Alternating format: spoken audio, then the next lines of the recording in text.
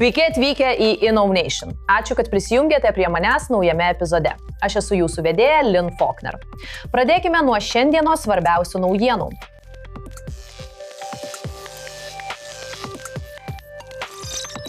Ar dirbtinis intelektas galėtų atskleisti žmogaus smegenų paslaptis?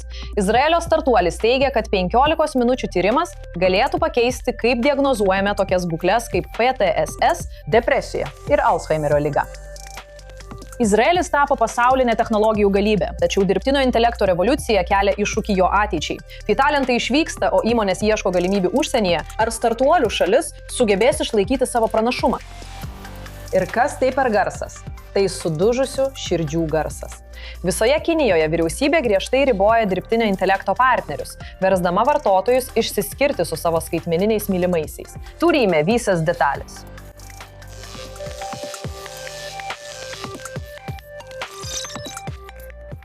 Šiandien gydytojai gali išmatuoti jūsų širdį, plaučius, net kraujo cheminę sudėtį.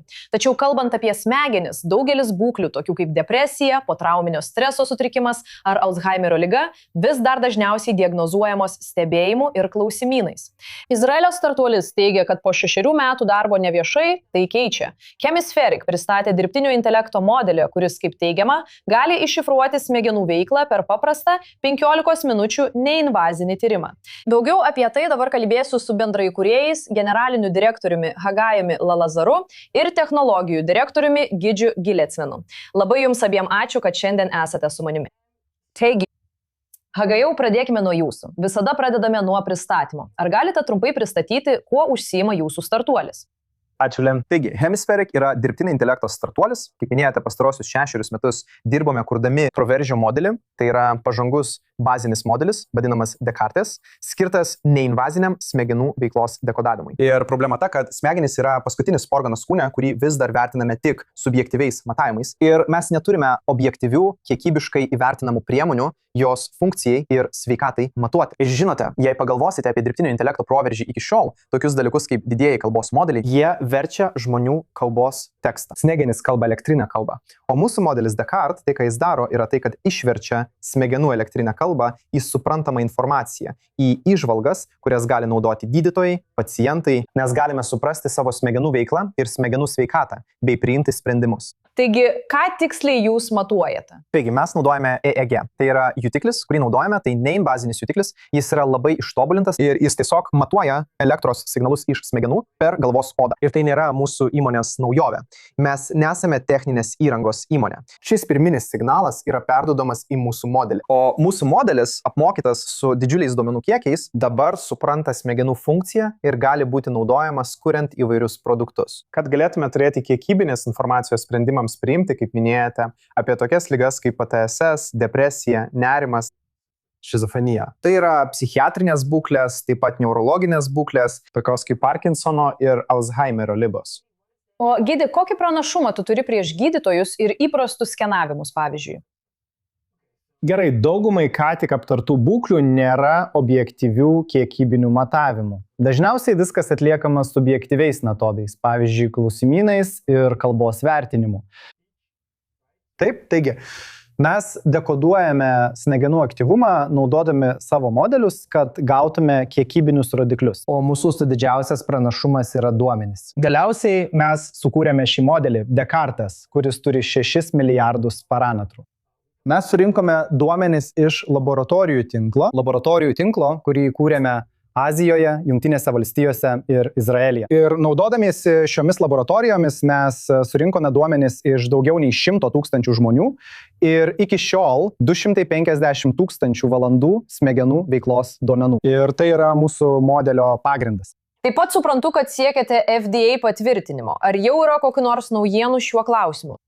Taip, mes iš tikrųjų susitikome su CDRH vadovais, tai yra FDA medicinos prietaisų skyrius. Mes su jais susitikome asmeniškai, pademonstravome gyvai ir pristatėme savo technologiją. Dabar su jais vykdame oficialų rašytinį bendravimą ir ruošiamės kitais metais pateikti paraišką dėl savo pirmojo produkto. Svarbu pažymėti, kad tai yra stebėsenos produktai. Jie nesąveikoja su žmogaus kūnu. Tai vadinama antrąja klase. Ir tai yra programinė įranga arba dirbtinis intelektas laikomas medicinos prietaisu. Taigi tai nėra toks reguliavimo procesas, procesas, kokį turėtumėte atlikti, jei kuriate, tarkime, vaistą ar chirurginę intervenciją, kuri iš tikrųjų veikia kūną. Tai tiesiog matuoja kūną ir jokių būdų negali jam pakenkti. Bet leiskite paklausti, nes tam tikrų momentų, galbūt kai tai pažengs toliau ir smegenų skenavimas gali tapti toks įprastas kaip kraujo tyrimas. Tiesa?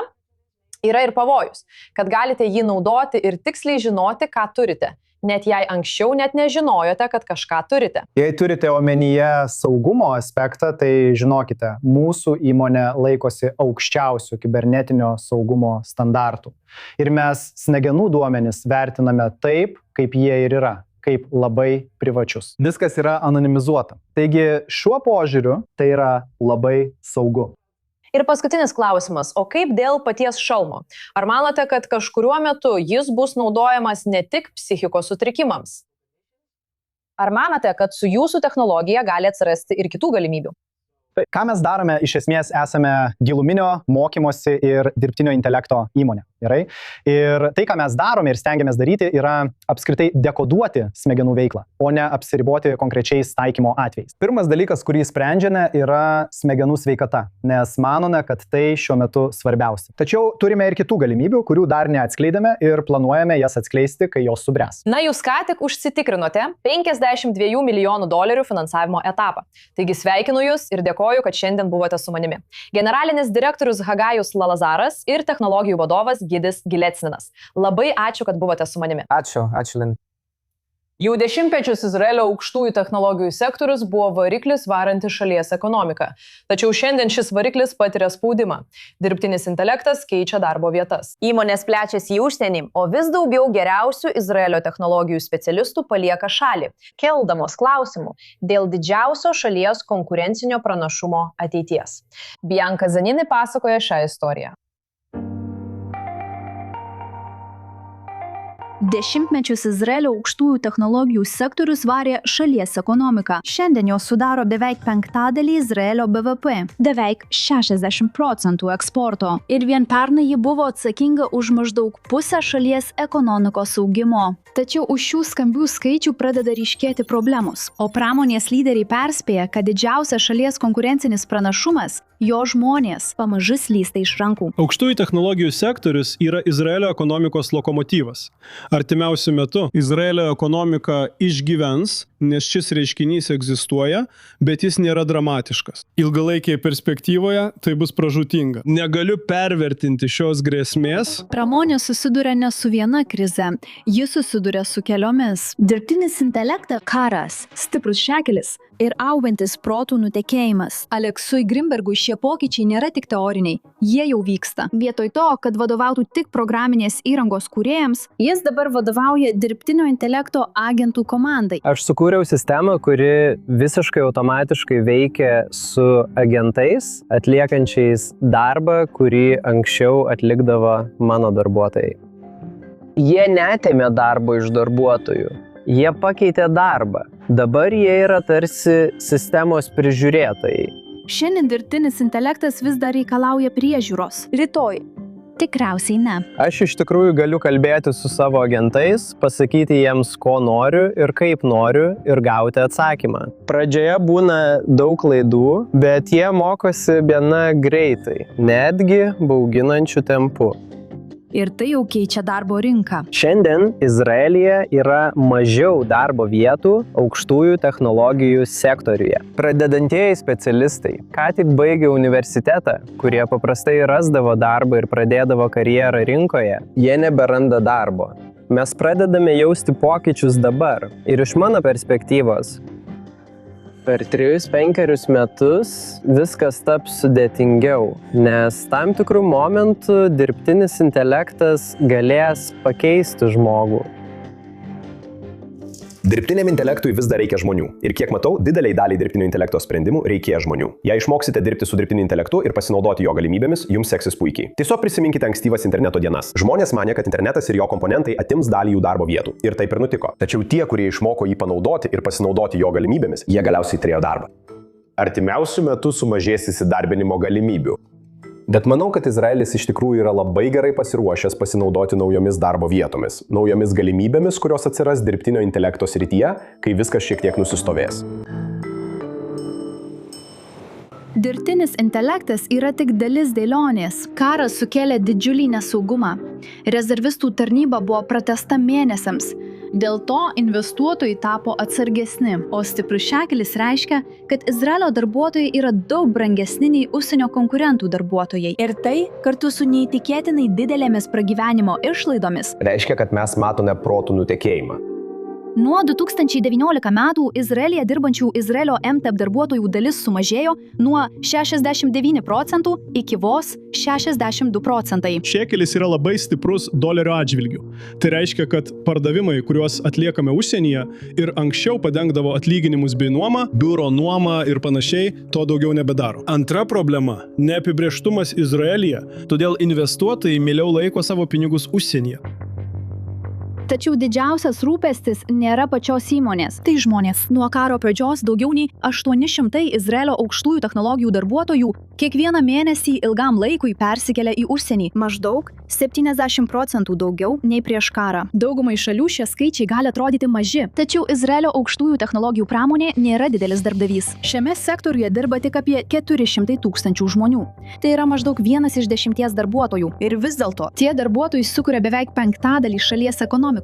Beveik 60% jos eksporto ir apie 1/4 visų pajamų mokesčio pajamų. Štai kodėl ekonomistai sako, kad net ir palyginti nedidelis protų nutekėjimas gali turėti neproporcingai didelį poveikį. Vyriausybė jau pradėjo reaguoti. Ji įvedė mokesčių lengvatas skirtas pritraukti Izraelio technologijų darbuotojus atgal į šalį, pasiūlė naujas paskatas investuotojams ir skyrė apie 1 milijardą šekelių nacionaliniai dirbtinio intelekto strategijai. Didžiausia rizika yra protų nutekėjimas. Dramatiška Izraelio gynybos nuo raketų dalis, nesvarbu ar jos paleistos iš Libano ar iš Irano, yra pagrįsta įspūdingu aukštųjų technologijų sektoriumi. Taigi, kai šie talentai paliks šalį, būsime daug labiau pažeidžiami šioms grėsmėms. Izraeliui reikia didinti savo patrauklumą pasitelkiant mokesčių politiką kitomis paskatomis, kad žmonės liktų čia. Bet didysis klausimas yra, ar Izraelio įmonės ir toliau bus sėkmingos, veikdamos pačiame Izraelyje. O jei jos to nedarys, ar Izraelis tikrai gali savo tai leisti? Manau, kad artimiausiu metu matysime nuosmukį, bet taip pat manau, kad situacija atsigaus. Manau, kad turime daug optimizmo. Visos pamokos išmoktos iš karo, iš dirbtinio intelekto, iš technologijų naudojimų kariuomenėje. Dabar matysime, kaip visą tai pradės atsirasti privačiame sektoriuje, naujose startuoliuose, naujose dirbtinio intelekto įmonėse ir naujose įsidarbinimo galimybėse. Apie tai pakalbėsime plačiau. Taigi, be didelių įžangų norėčiau pasveikinti Nadavą Kuoną studijoje. Jūs esate dirbtinio intelekto profesorius Tel Avivo universitete ir vienas iš Imubit startuolio įkūrėjų. Šioje ataskaitoje girdėjome apie daugybę iššūkių, su kuriais šiuo metu susidurėme kaip startuolių valstybė. Kaip manote, koks yra didžiausias iššūkis? Manau, kad iš tiesų susidurėme su įvairiais iššūkiais. Kai kurie iš jų yra globalūs. Kai kurie iš jų yra vidaus pobūdžio. Manau, kad globalūs iššūkiai patys savaime yra labai reikšmingi. Ir vidaus iššūkiai, su kuriais susidurėme, geopolitiniai ir taip pat valiutos klausimai. Papildo visą tai. Tačiau aš manau, kad galime pasinaudoti kai kuriais pranašumais, kuriuos turime Izraelio technologijų ekosistemoje ir tapti lyderiais rytise, kuriuose šiuo metu dar nesame. Ir tai tikrai galėtų mums padėti susidoroti su šiais iššūkiais. Apie kokias sritis jūs kalbate? Taigi yra įvairių sričių. Nemanau, kad galime būti lyderiai dirbtinio intelekto srityje apskritai. Generatyvaus DI revoliucija, tam tikra prasme, manau, mes šiek tiek atsiliekame. Izraelis anksčiau buvo daug labiau pažengęs DI srityje, palyginti su kitomis šalimis. O dabar mes atsiliekame ne tik nuo JAV ir Kinijos, bet ir nuo kitų šalių. Manau, yra DI aspektų, kuriuose revoliucija dar neįvyko. Ir čia mes tikrai galime būti lyderiai. Ir vienas pagrindinių pavyzdžių, kuris man asmeniškai labai įdomus, yra fizinis DI. Tai reiškia DI veikiantis fizinėme pasaulyje. Robotika, gamybos optimizavimas, sveikatos priežiūra ar dronai. Tai yra sritis, kuriuose, mano manimu, Izraelis gali tikrai lyderiauti. Ir kodėl jūsų manimu būtent Izraelyje galime lyderiauti šiose srityse? Tam yra kelios priežastys. Pirma, gynybos srities ekosistema. Turime daug technologijų, kurios yra išbandytos labai sudėtingomis sąlygomis lauke. Daug inžinierių turinčių patirties įvairiose srityse, kurios reikalingos tokiams technologijoms pritaikyti lauko sąlygomis. Čia taip pat yra labai stiprus akademinis pagrindas. ypač dirbtinio intelekto teorijos ir pagrindinių aspektų, tokių kaip matematika srityse. Šie dalykai iš tikrųjų yra svarbus, jei dirbtinį intelektą taikote fizinėme pasaulyje, kur patikimumas ir saugumas yra itin svarbus. Kalbant apie pokalbių robotą, jei jis padaro klaidą, tai neatrodo gerai. Jei klaidą padaro robotas realiame pasaulyje, rezultatai gali būti katastrofiški. Ir be šių dviejų dalykų, gynybos ir akademinės bendruomenės, taip pat egzistuoja glaudžiai susijusi startuolių ekosistema. Ir manau, kad jei sujungsime šiuos 3 ramščius į vientisą sistemą, tuomet tikrai galėsime turėti pranašumą. O ką tu manai tada, nes ataskaitoje taip pat buvo kalbama apie protų nutekėjimą. Kaip manai, kas nutinka, kai visi šie talentai išvyksta į užsienį? Taigi iš tikrųjų yra problema dėl protų nutekėjimo. Tai lemia daugybę veiksnių. Aš tikrai manau, kad tapdami lyderiais tai padės. Daugelis žmonių traukia vietos, kuriuose jie gali atskleisti savo talentą ir jie nori būti viršuje. Ir aš tikrai manau, kad šiose srityse, kurias ką tik apibūdinau, Izraelis gali būti viršuje. Ir kai kurie žmonės bent jau norės pasilikti. Ypač todėl, kad šiose srityse, priešingai nei galbūt kibernetinio saugumo srityje, kur žmonės gali, žinote, palikti Izraelio gynybos pajėgas, AD2, 100 ar kitus padalinius ir kurti startuolius, tapti geriausiais pasaulio ekspertais. Šiose dirbtinio intelekto srityse, ypač fizinė DI, akademinis pagrindas yra labai svarbus ir jums tikrai reikia šio pasirengimo, dešimtmečius trunkančio pasirengimo. Ir todėl akademinė bendruomenė, tai iš tikrųjų yra pagrindinis variklis, kuriuo turėtume pasikliauti. Taigi, ar manote, nes ką tik paminėjote, kad mes tarsi dalyvaujame konkurencijoje tarp Amerikos ir Kinijos, šiuo metu jie pirmauja. O ką manote apie tokias šalis kaip Indija, Rytų Europa? Visi technologijų specialistai iš ten tampa pigesni, kartais jie turi daugiau žinių. Ką manote apie konkuravimą su jais? Manau, kad Izraelis anksčiau buvo vieta, kur įmonės steigė MTEP centrus, nes tai ekonomiškiau nei Europoje ar vakaruose. Vakarų Europoje ar JAV. Anksčiau tai buvo pigiau, galėjai gauti gerų talentų, bet tai kainuodavo pigiau. Manau, dabar taip nebėra. Ir jei bandome konkuruoti su pigia inžinierija, bandome konkuruoti su Rytų Europą ir tikrai su tokiamis vietomis kaip Indija. Nemanau, kad mums seksis labai gerai. Manau, kad turėtume stengti susitelkti į tas sritis, kuriuose būsime aukščiausio lygio pagal savo rezultatus. Ir taip, net jei būsime palyginti brangus, tai vis tiek verta investicijų. Kibernetinis saugumas yra pavyzdys, manau, yra dirbtinio intelekto aspektų, kuriuose galime pasiekti tą patį lygį arba net daugiau. Ir pabaigai, paskutiniai žodžiai. Jūs esate universiteto profesorė. Ar vis dar rekomenduotumėte žmonėms eiti studijuoti, pavyzdžiui, programinės įrangos inžineriją? Taip, rekomenduočiau. Bet taip pat rekomenduočiau labai atidžiai stebėti vykstančius pokyčius ir tendencijas, bei suprasti, kad programinės įrangos inžinerija dabar yra nuolat kintantis sritis. Šis sritis nuolat keičiasi. Vien programavimo šiandien nepakanka. Šie DI modeliai tai gali atlikti puikiai. Turėtumėte susitelkti į tas sritis, kuriuose tikrai galite turėti pranašumą ir tapti ekspertu. Fizinis DI yra vienas iš pavyzdžių. Yra ir kitų pavyzdžių. Taip, aš tikrai rekomenduočiau, bet turite labai atidžiai stebėti, kas vyksta ir tikrai orientuotis ten, kur galite atsiskleisti. Nadavas Kohenas, Tel Avivo universiteto dirbtinio intelekto profesorius ir Imubit bendraįkūrėjas. Labai ačiū, kad buvote su mumis. Ačiū Jums. Dabar dirbtinio intelekto lenktynėse atsirado naujas lyderis, tačiau ne taip, kaip daugelis tikėjosi. Apple aplenkė Nvidia ir tapo vertingiausia pasaulio bendrovė, nes investuotojai iš naujo svarsto, kas daugiausiai uždirbs iš dirbtinio intelekto. Daugiau apie tai šiame reportaže. Beveik metus Nvidia patogiai užėmė pirmąją vietą pasaulinėje rinkoje dėl savo dirbtinio intelekto lustų, kurie naudojami visur, nuo ChatGPT iki pažangių duomenų centrų. Tačiau dabar Apple susigrąžino pirmąją vietą. Jos rinkos vertė siekia apie 4,88 trilijono dolerių, aplenkdama Nvidia, kurios rinkos vertė siekia apie 4,86 trilijono dolerių, kai lustų gamintojo akcijos smuktelėjo. Šis pokytis žymi didelį investuotojų nuotaikų pasikeitimą. Metų metus Apple buvo kritikuojama, kad atsilieka dirbtinio intelekto lenktynėse, ypač kai konkurentai investavo milijardus į didžiųjų kalbos modelių kūrimą. Tačiau dabar investuotojai mano, kad Apple stiprybė slypi kitur.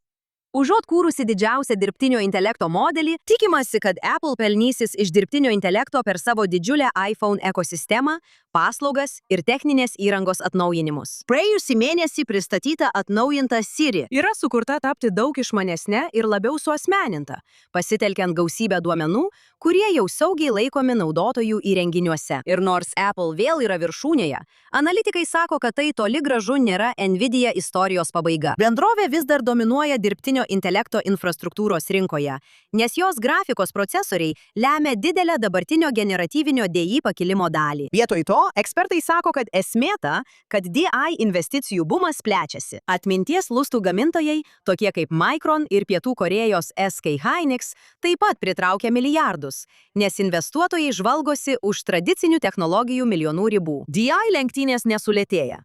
Jos tiesiog pereina į naują etapą, kai investuotojai paskirsto savo statymus tarp įmonių, kurios jų manimų nulems kitą dirbtinio intelekto kartą. Pereidami nuo ekonomikos prie Kinijos, milijonai žmonių ten yra priversti nutraukti santykius su savo DI partneriais.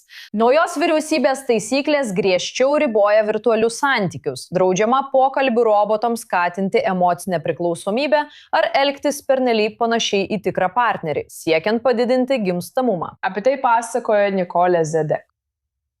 Niekas neprilygsta pirmajai meiliai, kaip ir niekas neprilygsta pirmajam išsiskyrimui. Ir dabar milijonai žmonių Kinijoje gali būti priversti išsiskirti su savo partneriu, su savo dirbtinio intelekto partneriu. Tai yra, Kinijos vyriausybė ką tik pristatė naujus reglamentus, draudžiančius technologijų įmonėms siūlyti dirbtinio intelekto partnerius ar virtualius partnerius nepilnamečiams. Tikslas yra pažaboti santykius su dirbtinio intelekto partneriais, kuri tampa problema, ypač Kinijoje. Tikslas yra užtikrinti, kad šie nepilnamečiai ir žmonės iš tikrųjų užmegztų santykius realiame gyvenime, tikruose gyvenimo santykiuose, nes Kinijos gimstamumo rodiklis yra rekordiškai žemas. Iš tiesų, 2025 metais jau 4 metus iš eilės gimstamumo rodiklis mažėja. Taigi tai yra problema, kurią Kinijos vyriausybė siekia išspręsti. Ir draudimas bei taisyklės taikomos ne tik paaugliams. Platformos taip pat turi riboti pernelyg didelį naudojimąsi visiems vartotojams, neleisti pokalbių robotams skatinti emocinės priklausomybės ir įsikišti, kai atrodo, kad vartotojas patiria emocinę krizę. 3 didžiausios Kinijos technologijų platformos – ByteDance, Alibaba ir Tencent – jie paskelbė, kad išjungia suasmenintas dirbtinio intelekto partnerio funkcijas pokalbių robotuose. Nėra visiškai aišku, kiek šių pokalbių robotų kompanionų gali būti arba jau buvo pašalinta. Tačiau vien ByteDance teigia, kad 2024 metais jie turėjo daugiau nei